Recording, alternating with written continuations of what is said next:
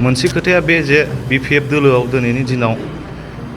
गणतान्त्रिक हिसाबै बे गणतान्त्रिक देशआव कन्स्ट्राक्टिभ and collective मोनसे डिसिजनखौ जों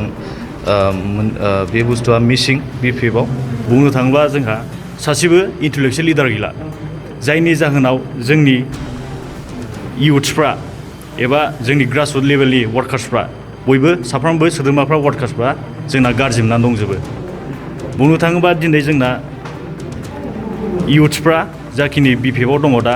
बिसोरबो निसय दुखु मोननानै दं बिसोरबो मानिबा ओरैबायदि जायो जाय बै मोनसे टीमजों थाफानानै बिसोर खामानि मावो बैफोर माने सा सारगाम बिसोरो ग्रासरुट लेभेलखौ नायालासिनो बिसोरो बारहावा बायदि माने गोजौ थांबाय थायो। गिबियावनो मिडिया नोंथांमोननिसिम आंनि अननायखौ आं जासिग्रोबाय आरो दिनैनि बे बेलासिनि जे जयनिं हाबाफारियाव दिनै जोंजों लोगोसे सेन्ट्रेल BSU आरो क'क्राझार डिस्ट्रिक्ट BSU आरो माखासे बनसुनिफ्राय दिनै जों ज' लोगो नांनानै दिनै बे जयनिं प्रग्रामाव दिनै जों नुजाफैनो हादों आरो दिनैनि बे जयनिं हाबाफारियाव मानगोनां जोंनि UPPL दोलोनि डक्टर सांग्रां ब्रह्म इउथ UPPL नि जेनेरेल सेक्रेटारिनि नुजाथिनायाव दिनै जोंनि जयनिं हाबाफारिखौ लानाय जाबाय। दा दिनै मेन उद्देश्य बुंनो थाङोब्ला जों मानगोनां हाग्रामा महिलारि सारखौ जों जेबो बुंनो थाङा थोंजोङै नाथाय मोनसे खोथाया बे जे BPF दोलोआव दिनैनि दिनाव गणतान्त्रिक हिसाबै बे गणतान्त्रिक देशआव कन्स्ट्राक्टिभ एन्ड कालेक्टिभ मोनसे डिसिजनखौ जों बे बुस्थुआ मिसिं BPF आव दिनै जायनि थाखाय बिभिन्न दोलोनि मावथिफ्रा गुगालांनायखौ नुनो मोनदों दिनै मावथिल' नङा आरो बेजों लोगोसे गोबां माने नेताफ्राबो दिनै थांनायखौ जों नुनो मोनदों आरोखि आरो बेबायदिनो जयनिं हाबाफारिया जाबाय थागोन आरो फारसेथिं नायोब्ला दिनैनि जे प्रेजेन्ट गभर्नमेन्ट मानव गेदेर प्रमद बर' सारनि दैदेननायाव जों मोनसे गणतान्त्रिकनि माखासे प्रिन्सिपाल्सफोरखौ फल' खालामनायखौ जों नुनो मोनदों दिनै लाइमोनफोरखौ खामानि मावनायनि स्कपखौ जों नुनो मोनदों जायनि फलाव जों गावबागावनि मोनसे इयुनखौ दानानै लानायाव बा जोंनि बिटिआरनि जेसेबांनाखि लाइमोनफोरनि इयुनखौ जों सानोब्ला जोङो निस्सय नैबे दानि गभर्नमेन्टआव जोङो गावनि बा लाइमोनफोरनि जे भबिष्यत बेखौ जों सेकिउरखौ नुनो मोनदों आरो मानव गेदेर प्रमद बर' सारनि दैदेननायाव मोनसे सास्टेनेबल पलिटिक्सखौ जों नुनो मोनदों आरोखि जायनि थाखाय दिनै जों साफ्रोमबो बे डिसिजनखौ लानाय जादों। साबैसे जइन जादों दिनै गासै जोङो सेन्ट्रेल BSU प्लास क'क्राझार डिस्ट्रिक्ट BSU आरो बेजों लोगोसे बनसुनि माखासे जों गासै 9 जन जयनिंखौ दिनै जों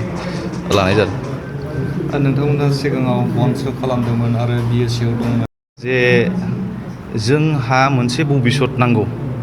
जोंल' नङाबा बिटिआरनि जेसेबां लाइमोनफोर दं जों बयबो मोनसे भबिष्यतखौ लुगैयो फिउचारखौ लुगैयो दा जायजों थायोब्ला जोंहा जोंनि जे इयुन जोलैनि जे लाइमोनफोरनि फिउचारा मोनसे ब्राइट लामायाव जों थांनो हागोन जों बेखौ सिन्था खालामनानै दिनै बे दोलोआव जयनिं जादों। खोथायाव नोंथांमोना माबायदि आग लागोन फैबाय थानाय BTC इलेक्सनाव जोङो एक्टिभलि पार्टिसिपेट खालामगोन जायनि थाखाय दा बे इलेक्सना खाथियाव फैगासिनो दङ बेखौ नोजोर होयोब्ला जों एक्टिभलि जों पार्टिसिपेट खालामनाय जागोन आरोखि। दिनै नोंथांमोना जइन जादों सेन्ट्रेल BSU आरो बनसुनिफ्राय मा बिबानाव दंमोन नोंथांमोना? जोङो अर्गानाइजिं सेक्रेटारि आरो फर्मार जोंनि क'क्राझार डिस्ट्रिक्टनि भाइस प्रेसिडेन्ट आरो BSU क'क्राझार डिस्ट्रिक्ट BSU नि भाइस प्रेसिडेन्ट बेजों लोगोसे अर्गानाइजिं सेक्रेटारि सेन्ट्रेल BSU आरो फर्मार बनसु जेनेरेल सेक्रेटारि जों ज' दिनैनि बे जयनिंआव फैनाय जादों। जोंनि मेन उद्देश्य UPPL आव जयनिं जानाया बेनो दिनै जों नुनो थांगासिनो बेखौ नोंथांमोना निउस रिपर्टारफोर नोंथांमोना निस्सय मिथिखायो दिनै प्रमद बर' बिथाङा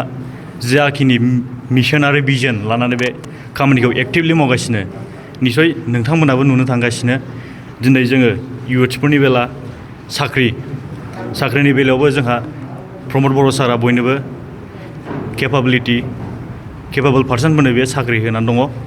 आरो फारसेथिं नायोब्ला जाखिनि डिपार्टमेन्ट दं बे डिपार्टमेन्टनि थाखाय मोनफ्रोमबो इच एन्ड एभ्रि डिपार्टमेन्टआव प्रमद बर' बिथां सारा स्किल एन्ड डेभेलपमेन्ट मोनसे प्रग्राम लागासिनो दङ। हाग्रामा महिलानि फारसे नोंथाङा मा नुहुराखै? हाग्रामा सार बिथांखौ बुंनो थाङोब्ला आंहा जेबो बुंनांगौ खोथा गैया। जास्ट मोनसे बाथ्राया बेनो आंनि फुराना जेनेबा पार्टि BPI पार्टि बेखौ आंहा बुंनांगौ खोथायानो बेनो जोंनि फुराना BPI पार्टियाव बुंनो थाङोब्ला जोंहा सासेबो इन्टेलेक्सुयेल लिडार गैला जायनि जाहोनाव जोंनि इयुथ्सफ्रा एबा जोंनि ग्रासरुट लेभेलनि वार्कार्सफ्रा बयबो साफ्रोमबो सोद्रोमाफ्रा वार्कार्सफ्रा जोंना गारजोबनानै दंजोबो। बुंनो थाङोबा दिनै जोंना इयुथ्सफ्रा जाखिनि BPI दङ दा बिसोरबो निसय दुखु मोननानै दं। बिसोरबो मानिबा ओरैबायदि जाय बै मोनसे टिमजों थाफानानै बिसोर खामानि मावो बैफोर माने सा सारगाम बिसोरो ग्रासरुट लेभेलखौ नायालासिनो बिसोरो बारहावा बायदि माने गोजौ थांबाय थायो। ओमफ्राय ओरै ग्रासरुट लेभेलावदि मा जानानै दं मा जानानै गैया बेखौ बिसोर जेबो लांफानोबो रोङा बा बिसोर नायनोबो रोङा। दा बे बुस्थुआव बयबो जोङो गाज्रि मोननानै दङ आरो निसय आं बिसोरखौबो साजेस्ट खालामो बिथांमोना जोंजों UPPL पार्टियाव सापर्ट खालामनो फैगोन। सिगाङाव मा